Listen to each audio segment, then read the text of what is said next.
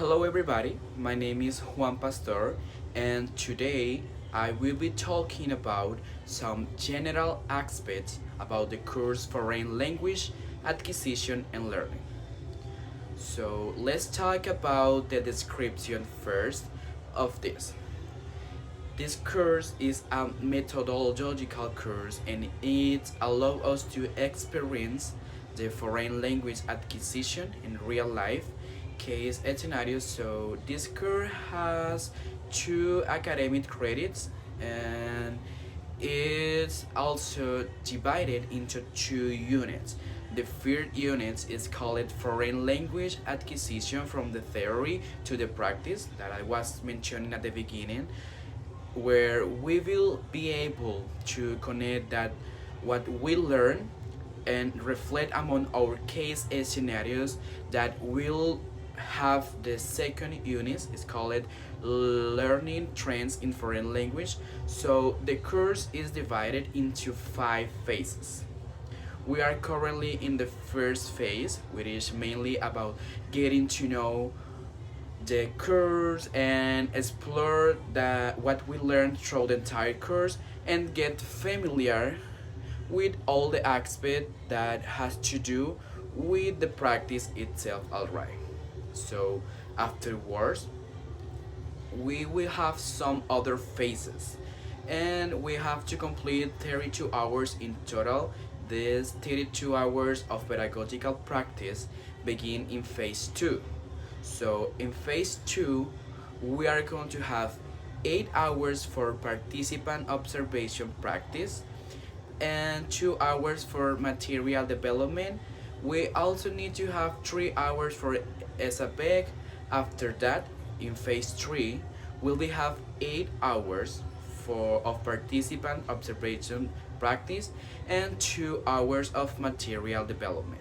The last phase will be take part in our university, including 3 hours of a space with 3 hours for portfolio and finally 3 hours of simulated and scenario. So these are the phases that we have through the course. After that, we are going to talk about learning outcomes. So the learning outcomes that we must consider are that at the end of the course we'll be able to acknowledge course characteristics. We are going to be talking about what were pedagogical practice X scenario we will also accomplish the evaluation of teaching strategies that depend on students in different ways of learning. So it's important to consider this because all students learn differently and this course will help us acknowledge this student and be able to find the correct methodology for each and every one of them.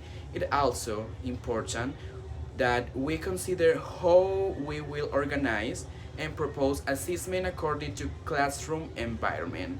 So it will also help us plan and organize what we will teach our student and how. And now let's talk a little bit about practice guidelines and rights and duties that as students we have. So the practice guidelines and rights and duties that we have are to primarily understand the procedure of the practice itself, how it's work and how it's distributed. We must also assume with responsibility all procedures before joining and after distribute and plan our time effectively.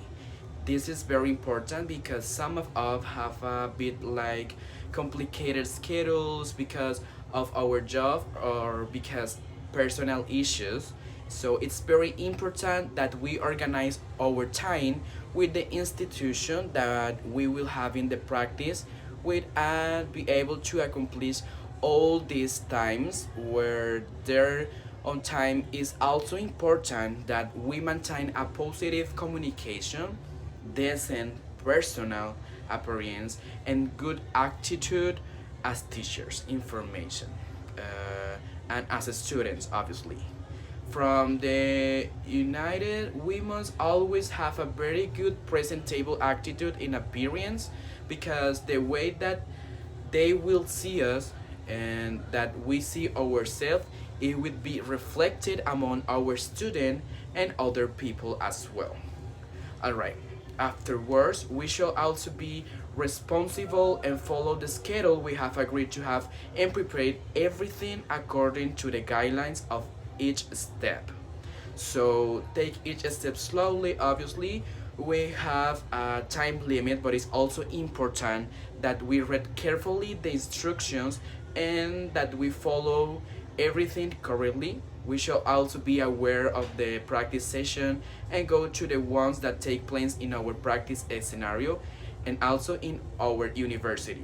There will be some careful with that, not to mix them up or maybe do more hours than what we are supposed to do at the case scenario or the practice session. So we have to be very organized within inform to the university, to the people in charge of helping through the process of the practices, because emergencies can happen. We may have to move to another location or we might get sick. So it's really important that we let them know all these changes that we might have. So as students that will become teachers, we have the right to receive explanation as to what to expect from the practice. And finally, we must be affiliated to the ARL and receive a certification at the end of the practice stating what we have accomplished along the practice hours. So I think that I finished with all the information that I think is important in this course.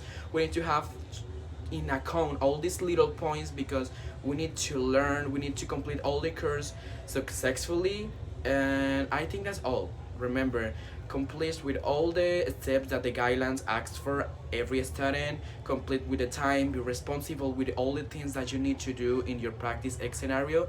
And I think that give your best presentation to your students, because that's gonna be important, because what you show to your student, that's gonna be the picture that they're gonna have of you. So I think that's all. I think that that's what's the basic information.